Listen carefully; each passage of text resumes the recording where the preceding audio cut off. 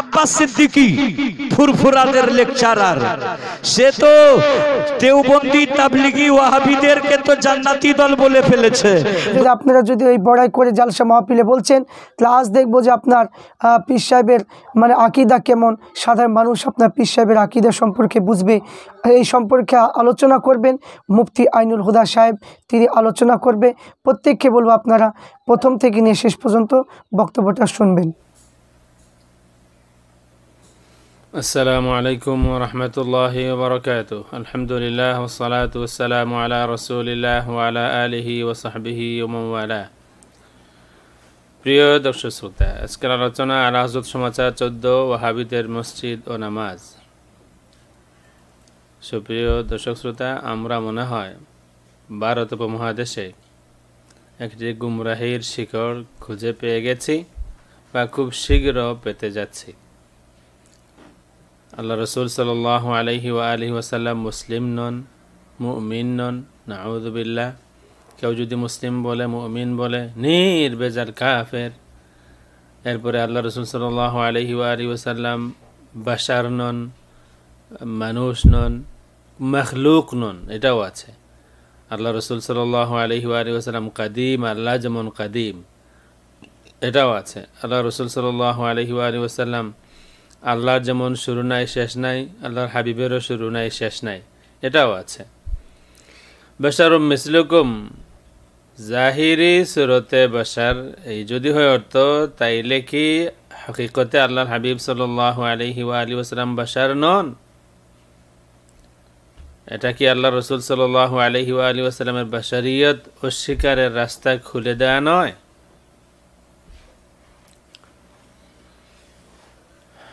ওনাদের বুঝে নেওয়া উচিত, সৈয়দ আহমেদ শহীদের রুহানি সন্তানেরা শুধু আঘাত আক্রমণ প্রতিহতই করতে জানে না, তারা পাল্টা আঘাত করতেও জানে। শহীদের রুহানি সন্তানেরা শহীদের পক্ষে লড়তে প্রস্তুত। এখানে কোনো মধ্যসত্যভোগী, কোনো উচ্ছিষ্টভোগী চামচিকার দরকার নেই। সমঝোতার প্রস্তাব দেখেছি, খুব ভালো কথা, আমাদের শুভকামনা রইল।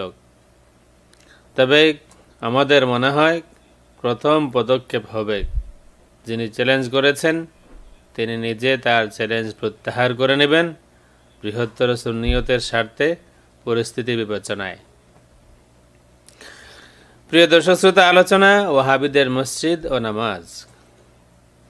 আলা হযরতের দৃষ্টিতে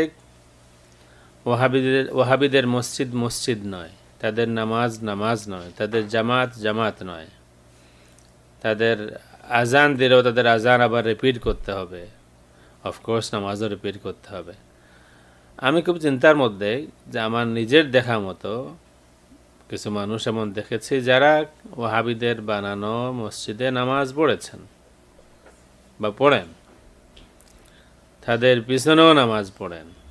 একটি কথা বলে রাখি প্রিয় দর্শক শ্রোতা,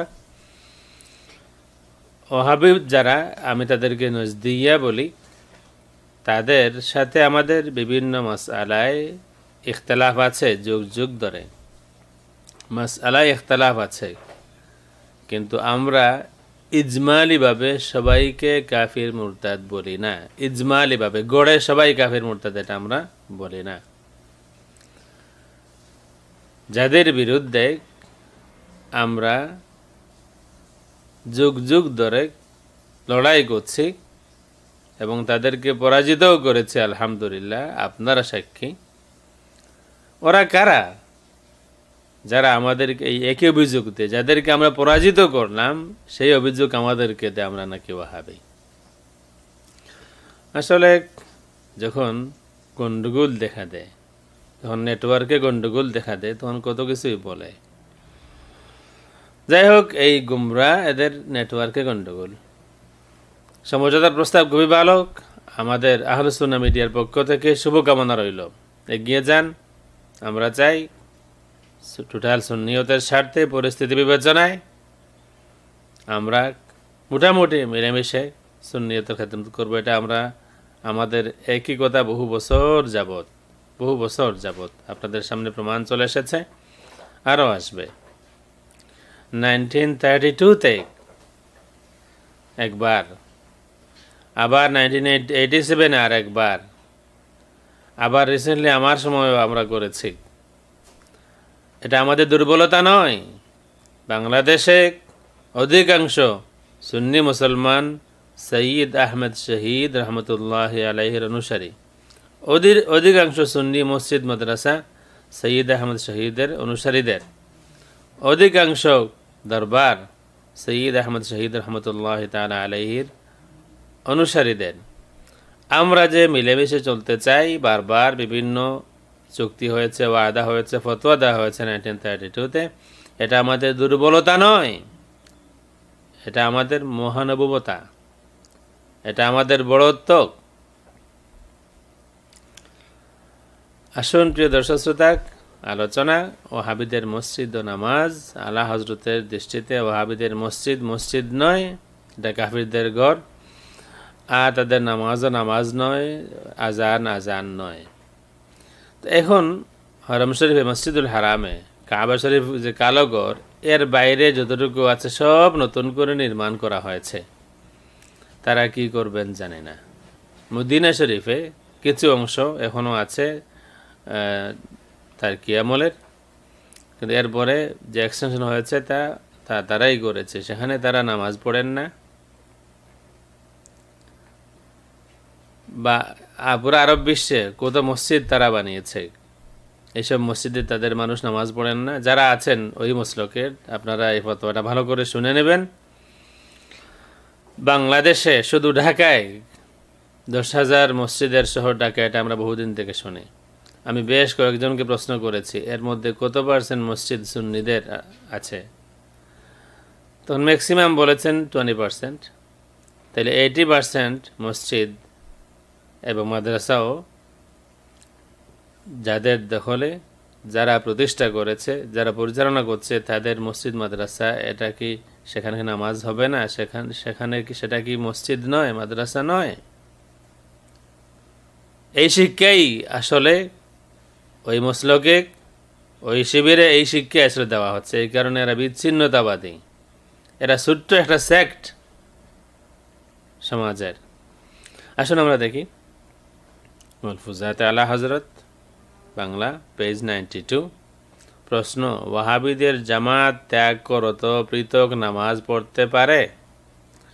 উত্তর: না, তাদের নামাজ নামাজ, না তাদের জামাত জামাত।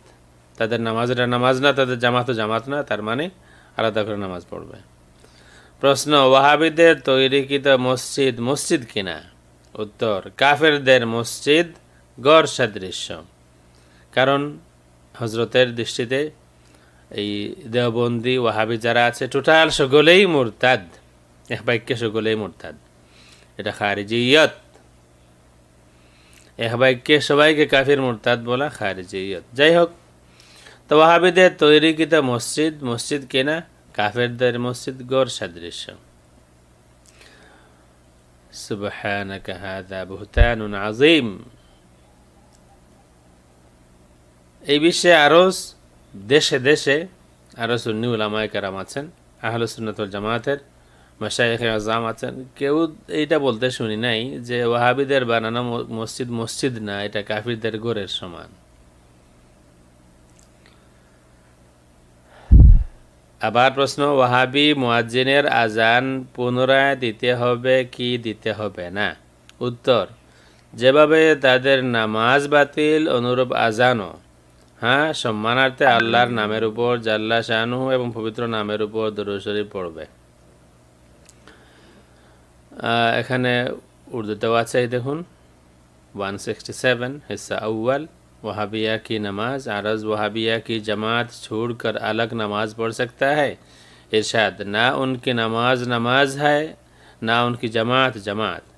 वहाबिया के मस्जिद आरज: वहाबियों की बनवाई हुई मस्जिद मस्जिद है या नहीं? इरशाद: कुफ्फार की मस्जिद मिसिल घर के है। प्रिय दर्शक श्रोता, আমরা শেষ করব। অনেক বিনোদন তারা দিয়ে যাচ্ছেন, অনেক বিনোদন তারা দিয়ে যাচ্ছেন। এই যে রিসেন্টলি যেই তথ্যটা আমাদের সামনে পেশ করা হলো, 4 বছর বয়সে চোখ ডাকতে গিয়ে নুন প্রদর্শন, এটাও নাকি কারামত। আবার কিছু মানুষ বলে সুবহানাল্লাহ। এখানে সুবহানাল্লাহ বলার কি আছে? এই মামলা তো সবারই আছে, কারো দেখা যায় কারো দেখা যায় না, এই তফাৎ। তো এখানে আমরা মনে করেছিলাম যে এটা তো মানে এই বয়স, বাচ্চারা কত কিছুই করে, কিন্তু না, বোঝা গেল এটা একটা কারামত। এরপরে তিনি যে বর্ণনা দিলেন, তাইলে 18-20 বছরের মেয়ে তার মায়ের বুকের উপরে উঠে দুধ পান করে, সেটা দেখলেন কি করে? আপনারা পয়েন্টটা ধরতে পারলেন কিনা বুঝলাম না। এখানে 4 বছর বয়সে পাঞ্জাবি দিয়ে চোখ ডাকতে গিয়ে নুন প্রদর্শন হয়ে গেল, এরা বলে সুবহানাল্লাহ। এখানে সুবহানাল্লাহ বলার কিছু নাই, এই মামলা সবারই আছে। কিন্তু এর পরের বর্ণনায় বোঝা গেল যে না, তিনি বুঝে শুনে এই কাজ করেছেন, যে তোমাদের দিকে নজর দিলে আমার চোখ, আমার দিল অন্ধকার বা দিলে আসর পড়বে। তাইলে 18-20 বছরের মেয়ে তার মায়ের বুকের উপরে উঠে দুধ পান করলো, সেটা দেখলেন কি করে? প্রিয় দর্শক শ্রোতা, বহু আলোচনায় আছে হক যা আল হক ওয়া যাহাক আল বাতিল, আল হক ইয়ালু ওয়া লা ইউলা আলাইহি। হক কোনোদিন গোপন থাকে না, আর হকের ব্যাপারে কোনো কম্প্রোমাইজ নাই। খেয়ানতের বিরুদ্ধে দ্বীনের নামে, ইসলামের নামে, কোরআনের নামে, হাদিসের নামে খেয়ানতের বিরুদ্ধে আমাদের এই সংগ্রাম অব্যাহত আছে, থাকবে ইনশাআল্লাহ। সব জামানাতেই হকের পক্ষে কথা বলার সাহসী কিছু মানুষ থাকবেন ইনশাআল্লাহ আজিজ। কিছু লোক ওনারা কিছুটা অতিরিক্ত আনন্দিত মনে হচ্ছে। অতিরিক্ত আনন্দিত হওয়ার